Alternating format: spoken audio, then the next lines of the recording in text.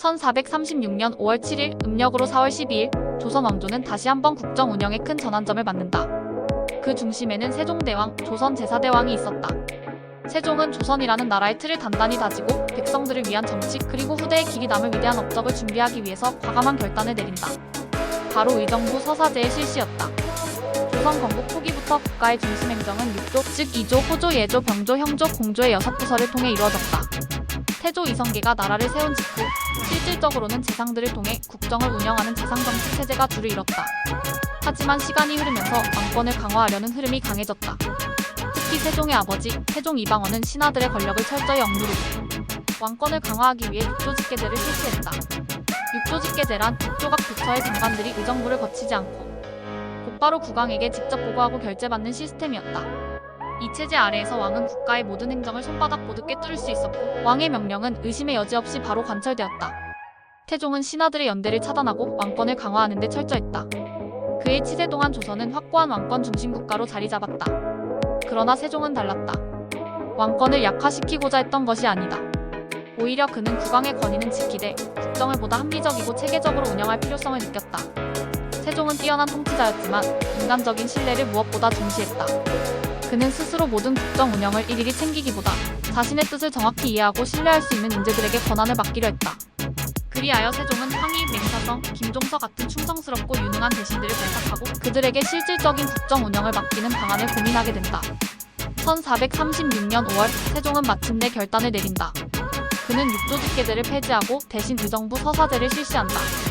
의정부 서사제란 6조의 장관들이 국왕에게 직접 보고하는 대신 먼저 의정부 삼정승 좌의정, 우의정, 영의정에게 보고하고 삼정승의 검토와 조율을 거쳐 필요한 경우에만 왕에게 올리는 제도였다.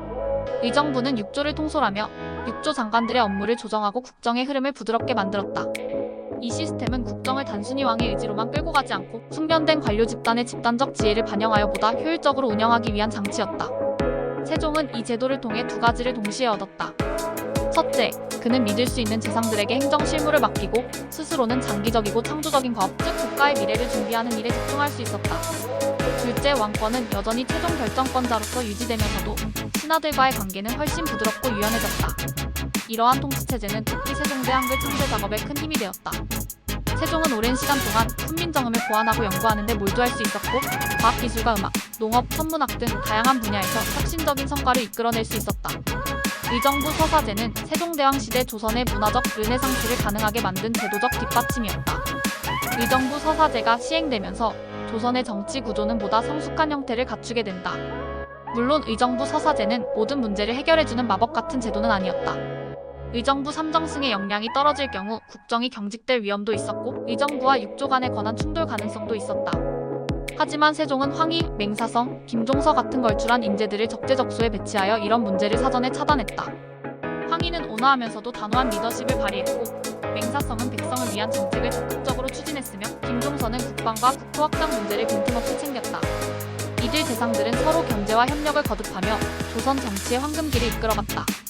세종은 의정부 서사제를 통해 왕이 모든 것을 직접 다스리지 않더라도 오히려 국정은 더욱 효율적이고 백성들은 더 나은 혜택을 받을 수 있음을 증명했다. 그는 스스로 권력을 움켜쥐는 것보다 신뢰할 수 있는 사람들에게 권한을 위임하고 자신은 더 멀리 더 깊이 미래를 설계하는 것이 진정한 군주의 기림을 보여주었다. 덕분에 세종대왕은 한글 창제라는 인류사적 위협을 이루었고 조선은 정치, 문학, 과학기술, 사회제도 등 모든 면에서 비약적인 발전을 이룰 수 있었다.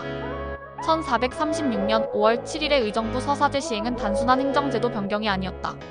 그것은 세종대왕이 생각한 이상국가 조선의 실현을 위한 그리고 백성을 위한 깊은 통치 철학의 발현이었다. 왕이 독점하는 권력은 쉽게 부패하고 경직되지만 집단의 지혜는 더 멀리 더 깊게 사회를 이끌 수 있다는 신념이 바로 거기에 있었다. 세종은 왕권을 포기하지 않았고 오히려 왕권을 더욱 고귀하게 만들었다. 그는 가장 강력한 왕이었지만 동시에 가장 겸허한 왕이었다. 그 겸허함이야말로 세종을 진정한 대왕으로 만든 힘이었다. 오늘날 우리는 세종대왕을 성군이라 부르며 한글 창제만을 떠올리기 쉽지만 그가 한글을 창제할 수 있었던 배경에는 이렇게 치밀하고 깊은 국정 운영 철학과 제도 개혁이 있었다. 의정부 서사제는 단순한 행정 개편이 아니라 세종이라는 인물이 얼마나 깊이 백성과 나라를 생각했는지를 보여주는 역사적 결정이었다. 그리고 그 결단은 세종 개인의 업적을 넘어 조선이라는 국가 전체의 수준을 한 차원 끌어올렸다. 1436년 5월 7일 조선은 그렇게 한층 더 성숙하고 깊은 나라로 나아가기 시작했다.